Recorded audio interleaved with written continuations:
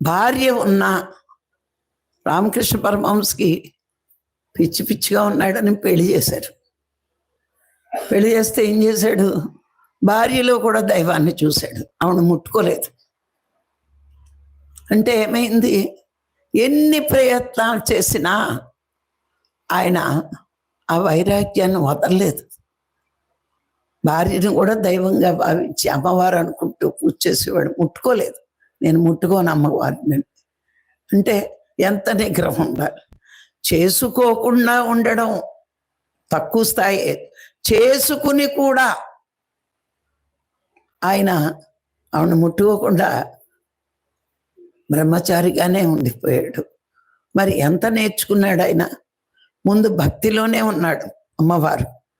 ఆ భక్తి ముదిరినప్పుడు భక్తిలోనే వైరాగ్యం వచ్చింది ఆయనకి గమనిస్తే.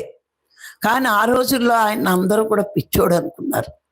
ఎప్పుడు అమ్మవారి విగ్రహం ముందుకు, నేను ఆయన పుట్టిన ఊరు, ఆయన చదువుకున్న స్కూల్ అవన్నీ చూడటానికి కామాటిపురి వెళ్ళాను. ఆయన స్కూల్ ఎదురుగుండానే పెద్ద అమ్మవారి విగ్రహం ఉన్న గుడి ఉంది.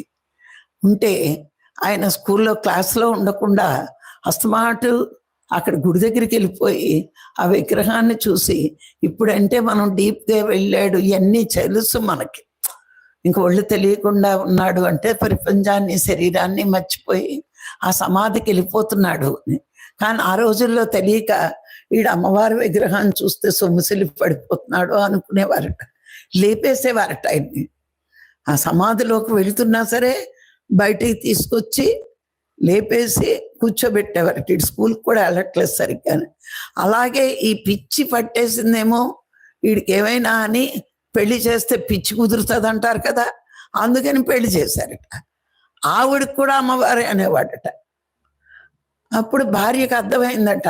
లేదు, ఇంట్లో వాళ్ళు ఎవరికీ అర్థం అవ్వలేదు, కానీ భార్యకు అర్థమైంది.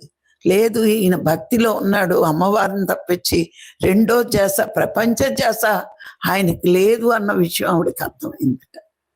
అంత ఎంత వైరాగ్యం అంటే ఇంద్రియాలకి బానిస కాలేదు, మనసుకి వశం లేదు, శరీరానికి ప్రాముఖ్యతనివ్వలేదు, సంఘానికి ప్రాముఖ్యతనివ్వలేదు, ప్రపంచానికి ప్రాముఖ్యతనివ్వలేదు.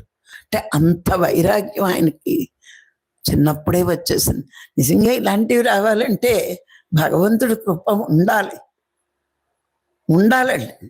ఏ గత జన్మ సంస్కారమో ఆ పుణ్యమో ఉంటేనే అట్లాంటివి వస్తాయి.